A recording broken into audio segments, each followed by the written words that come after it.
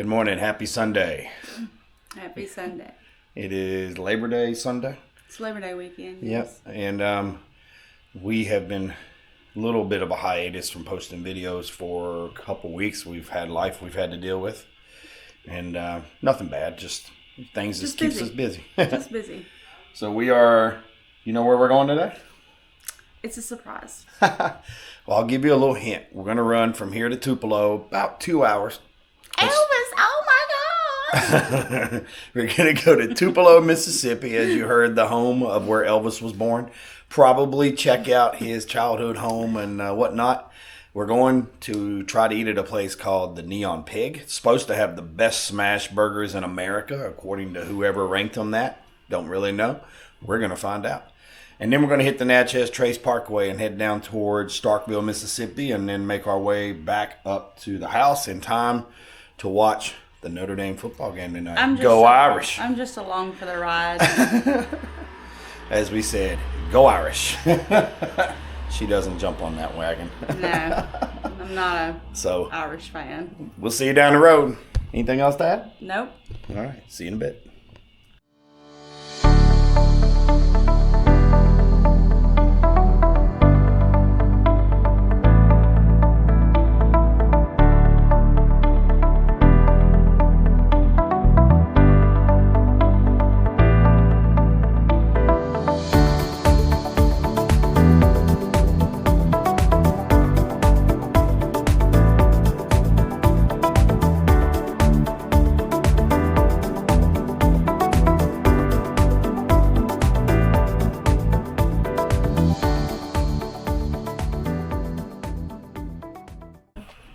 So welcome back to the Helmet Hill. Look, tongue tied too. I know I don't have bugs in my mouth. We made it to the Elvis Presley birthplace. So it's just a home where he grew up. We know a lot of people that love Elvis. It wasn't in our era. It's not something I'm fond of. I mean, shake your leg and all that stuff. Kind of the dance that they do now is blue suede shoes. Yeah. Well, the dances that they do kind of now are kind of like. So what Elvis did was so mild. So it was considered perverted back then. Yeah. So if Elvis could see him now, I mean, he started a trend, I guess. So we're gonna take a look around here, see what home's like for him. We'll give you a quick glimpse. This is the museum here. Apparently Elvis Presley Center. They say it's a museum, and his home is right over there. So we'll check it out here. So apparently this is a 1939 Plymouth, and the story on Elvis, as T's over there reading, was that they were pretty poor, pretty broke, and overnight Dad packed up the 39 Plymouth, took Elvis and his wife and his family, and he took off for Memphis, and that's how it started. So this is, you imagine packing up all of your belongings of everything that you own, your life, with your family into this car, and it's a lot different than the cars we have today with big old SUVs and huge trunk space, right? Wow. Pretty crazy. It really does. Different times, that's for sure. He bought his first guitar for $2.98. That's what started his fame. Wow. $2.98. We can't even get a tank of gas for $2.98. Gosh, no. So here's the Elvis Presley Center. 1956, he returned to Tupelo to perform what he called his homecoming, and he donated money back to the city. Said, I noticed the house I was born in, and 15 acres are for sale. I want you to buy it, build a park for the kids in East Tupelo. And there's, as we come in here, there are a whole bunch of baseball parks, baseball and softball parks up and down the road as you get ready to turn in here. An aquatic center.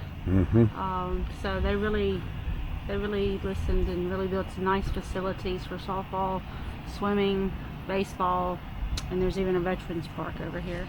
Yeah, he was 21 years old when he come back, and he was thinking of others. How many 21-year-olds coming back and donating all the money for a concert back to a community? Wow. It ain't very often, is it? No, not at all. There's a guitar with a bunch of signatures. It's pretty cool. He was 13 years old when they moved away. 13. Wow. 13, 2 months shy of 14. And 8 years later, he was doing well enough to perform a concert people paid for, and he gave him money back. Back home. Mm-hmm. Definitely puts a lot of things in perspective, doesn't it? Must be the garden out here.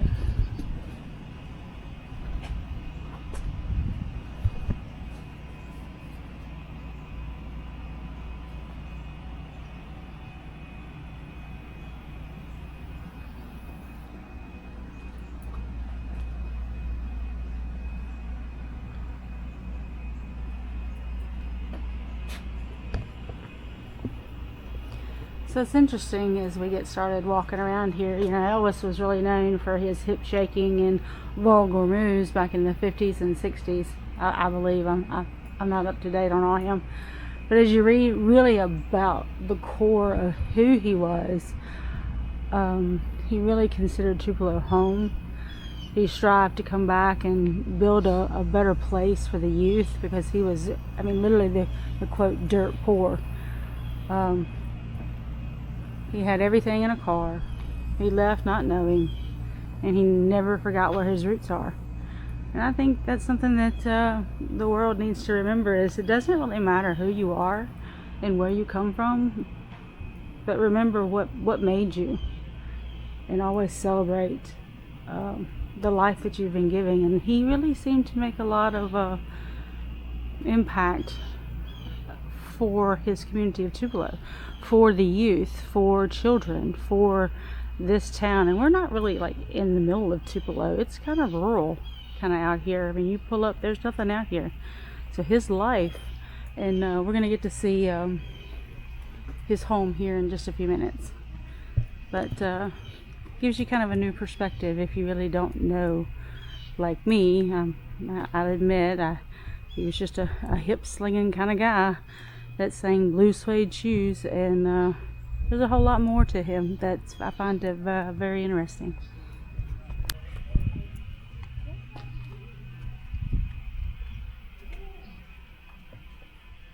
When you read some of this, you really realize what kind of person he was.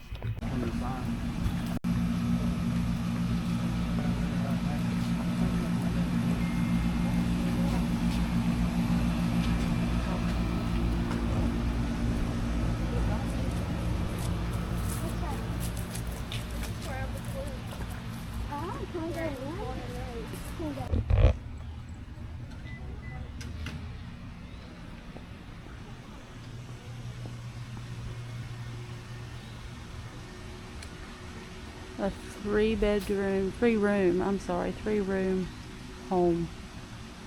That's it. That's the one. Reading these signs, you realize they were dirt poor. They probably really didn't have anything. He listened to black gospel music. He was given a guitar at 11 years old, and people, he said he was going to be famous one day and played at the Grand Ole Opry. And by golly, he did.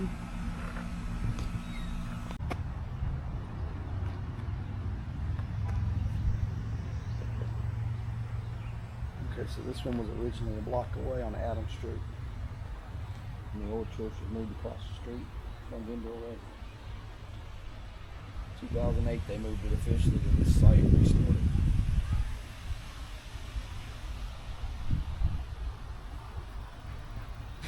So, what did you find the one interesting trait about Elvis that you learned that you didn't know, or surprised at? One thing. Oh, it was definitely his generosity of giving back. You know, here's this kid that was 21 years old that come back here and did a concert after he had started to become somewhat famous, I guess. I guess he was still early in his career. Sorry, I don't know all the history of Elvis. I'm sure my parents and my aunt and her mom will correct us. Yeah. I was just probably 3 years old when he died. So yeah, he died in 77. Mm-hmm. So born in 35, died in 77. Mm-hmm. So I think it's just his humility. I mean, the guy gave back and to communities back here in Tupelo. He didn't forget where he was come from, and he really was big on giving back to people. Which is really nice. You see that in the world today, and it's nice to know that maybe he started that trend. Maybe it was something that people picked up on and decided that, hey, this is what you do when you become famous or you're a star. I don't know how many people do that anymore. Famous people, famous stars, musicians. Well, there's a lot of them that do shoes for kids. Sure. They do paying for school. Shaq does a lot of stuff. I know. So, I mean, I think it just depends on the person. One thing I found interesting reading, there's a lot of quotes, a lot of sayings, a lot of stuff from people that knew him. He was a shy guy. Started everything. It's called the Hillbilly Cat. So I was like, he lives out here. He didn't sing country music a whole lot. He studied some black gospel. He sang gospel, but he did roll over into blues, rock and roll. Blues, and he loved blues and rock, and he always had country. A little bit of country in his twist music, in it. it said. So. But guys, this little hip shaker was a shy guy. Yeah. Who would have ever thought? As a kid, he was a shy guy, very quiet, very poor. Religious person too, for most of his young life. Shy guy Elvis became the hip shaking man of music, Mr. Rock and Roll. I guess that's what he is, isn't he? Yeah, so. I'm not sure. King of Rock, I think. King of Rock, yeah. Is that what it was? Shy guy became the King of Rock. So a lot of interesting facts around here. So apologize to everybody. I've been humbled today on Lessons of Elvis. Sounds good. All right, we are in Tupelo, as you saw a few minutes ago. We were at the Elvis birthplace. And we come to Tupelo on our way to Natchez Parkway because we wanted to eat at this place that we mentioned earlier, the greatest smashburger in America, apparently, per rankings. Don't know who does those rankings. And it was at the Neon Pig. Hugely disappointed because I checked their website, checked Google, and everything said they were open like 11 to 4 on Sundays. And today being Sunday, I had thought they were closed on Sundays before, but their website says they're open on Sunday as well as Google. With that said, we went to the Neon Pig. It's like right down the road. They are closed, and their hours are scratched off on Sunday off the window, and it just shows Monday to Saturday. So you may have the best smash burger in America, but you're not letting people that can make it on a Sunday to try it out. It's kind of disappointing. So we ended up at an old standby, the old trusty. Steak and shake. That's right. You can't go wrong with a steak and shake burger and fries, and even a milkshake if you want one, right? Yeah, but we're not going to be doing milkshakes today because we're riding. So he's going to, and he wasn't having. He didn't get his double jalapeno. So I guess he needs some extra firepower. I don't know. But I'm going to get the kids' meal as usual, and he's going to get a double stack. So just need that sweet tea. Well, we can't get this jalapeno crunch anymore either, apparently. Which we just had in Branson at the Steak and Shake out in Branson, Missouri at the end of July on our way to Sturgis. And we stopped and stayed there. They had a much more in-depth menu than this one, and apparently the franchise here, whoever owns the franchise or whoever's telling the franchise owners, they literally cannot add fried jalapenos to a burger anymore. Like literally, like it's not an expense that should be that expensive. So, come on, man. COVID's done. America wants to eat.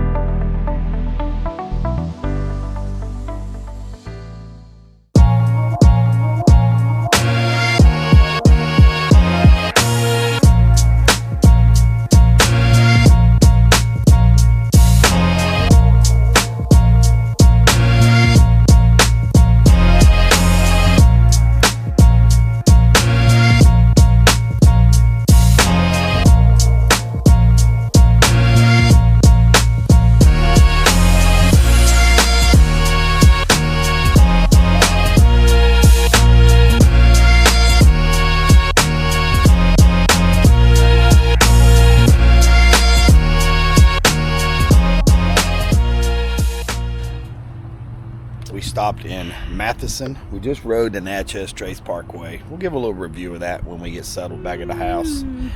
It's not a lot to write home about in the stretch that we took from Tupelo to Matheson, Mississippi. It may be great down south and up north from what we've heard, but this stretch is just like riding a non-curvy, almost straight, tree-covered street. And we get those riding around near our house all the time, but with curves. So she's over here doing some stretching or something. I don't know. We got to get her back on the bike. We're going to be here all day waiting on this mess. We're going to try to run down to Starkville real quick and check out Mississippi State University. We didn't have a lot to look at, so I just enjoyed myself and had a mini concert myself. We'll check you in a minute.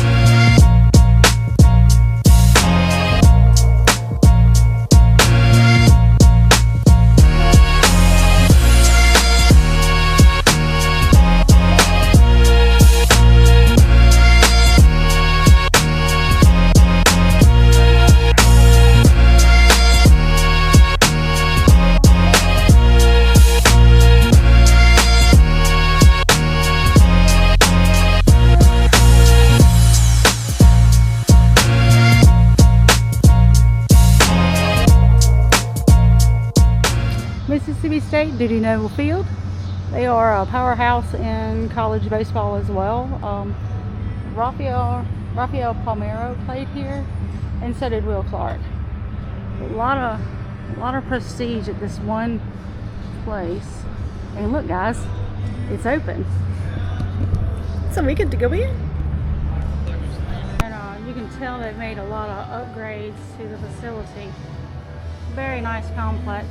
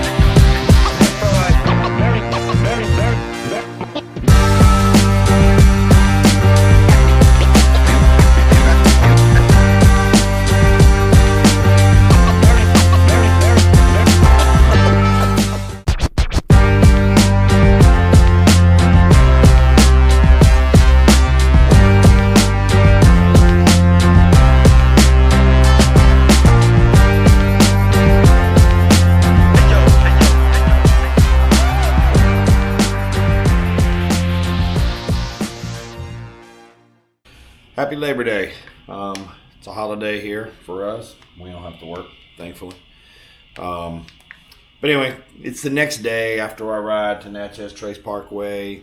Got to go see Elvis's birthplace. Went by Mississippi State University. And ended up back at our Sunday favorite for dinner at Jalapenos Mexican right down the road. With the kids. We had all of the kids. Yeah, we did. Well, all of my kids. All of her kids, yeah. Because mine are back in Virginia, so which we'll see them in a couple weeks. But I'm going to let her tell you first what she thought of Natchez Trace Parkway. I think we've spoke a lot about Mississippi State, a lot about Elvis. I don't really think we have to rehash it. So let's just, give you our summary. Well, I had to entertain myself on the back of the bike with singing. So I don't think we really found the right entrance. It was kind of long and flat, so I think there's some places to the north and south of the That's what we've entire heard. parkway, and I don't think we found it yesterday. Beautiful ride, don't get me wrong.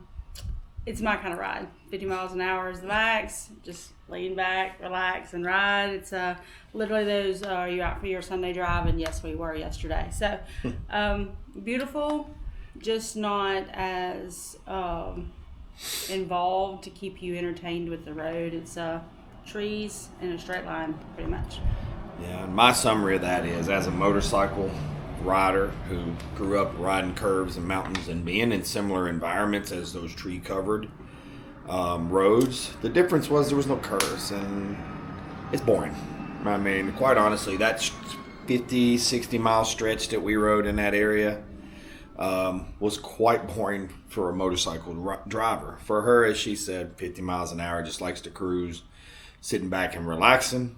But as you'll see in this video, you'll see that I threw a bunch of pieces of her in there dancing and entertaining. I haven't seen it. She hasn't seen it. She'll see the final cut right before I upload tonight. But I'll apologize. So she's dancing. She's dancing on the back and everything, and that's how boring it was. I mean, hey, if you've rode Natchez Trace Parkway and you rode it from down south in southern Mississippi area where it starts and rode it up towards Nashville where it ends, hey, let us know in the comments down below what it's like, because as of right now, that 60-mile stretch of road, maybe we just unlucky. I don't know that I'll ever even make an attempt to hit the other stretches unless some of y'all tell us it's worth it, right? Well, yeah. I mean, for a day that was planned, because he usually always plans a place to go eat and then the ride. All the way around, he at least found a positive. He wanted to see Elvis's birthplace, and we made it. And I think we were both humbled and surprised by how cool that was and how much we learned about him, because we didn't really know him, obviously. He passed away in 1977. I was 3. She was 4. So we didn't really know him like our parents did, but we were actually learned a lot and was actually impressed with the person that he was, at least early on in his career, from what we understand. But anyway, we're going to get out of here. We're going to go do something here today. Don't know what we're doing yet. Going to Lowe's. Oh, yay. Can't wait. So we'll catch you on the next ride. We'll be heading to Virginia in a couple more weeks. And in October, I think we'll get you some cool mountain roads, maybe perhaps on the Blue Ridge Parkway up in those areas. But we'll see what has. Next week we'll ride again. We'll figure out what that's going to be. Don't know till probably end of the week. But surprises. See you next time.